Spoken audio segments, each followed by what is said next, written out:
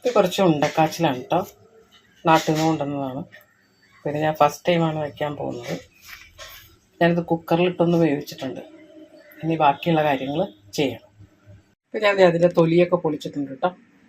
ഞാനിത് കുറച്ചേ കൊണ്ടുവന്നുള്ളൂ, കാരണം ഞാനിത് വെച്ചിട്ടില്ല. ഇത് ഫസ്റ്റ് ടൈമാണ് ലൈഫിൽ.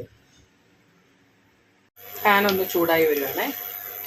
ഇതിനുള്ള വെളിച്ചെണ്ണ ഒഴിച്ചിട്ടുണ്ട്. കുറച്ച് കടുക്, ഒരു നുള്ളി ചെറിയ ജീരകം, ഒരു നുള്ളി കായപ്പൊടി,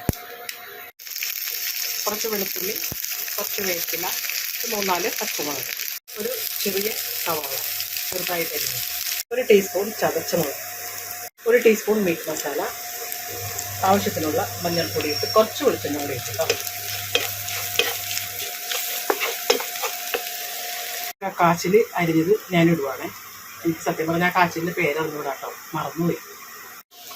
ഇതെല്ലാം കൂടെ ഒന്ന് മിക്സ് ചെയ്ത് കഴിഞ്ഞിട്ട് ആവശ്യത്തിനുള്ള ഉപ്പ്, ഇതിനകത്തേക്കൊരു 50 ml വെള്ളം, കുറച്ച് വെള്ളം ഒന്ന് മൂടി വെച്ചു കേട്ടോ. അപ്പോൾ കറി ഏകദേശം നമ്മൾ റെഡി ആയിട്ടുണ്ട് കേട്ടോ. ഞാൻ കുറച്ച് ശർക്കരപ്പൊടി ഇട്ട് കൊടുത്തിട്ടുണ്ട് കേട്ടോ, ഒരു 1/2 ടീസ്പൂണോളം. അങ്ങനെ കാച്ചിലിൻ്റെ ഒരു പുതിയ റെസിപ്പി റെഡി ആയിട്ടുണ്ട്. ഞാൻ ഫസ്റ്റ് ടൈമാണ് ഉണ്ടാക്കുന്നത്, പക്ഷേ സൂപ്പർ ടേസ്റ്റാണ് കേട്ടോ. ഞാൻ എൻ്റെ രീതിയിലൊന്നും ഉണ്ടാക്കിയതാണ്, അടിപൊളി ടേസ്റ്റ്.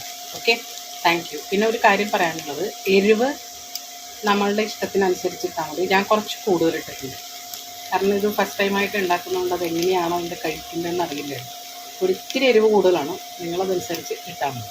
Okay, thank you.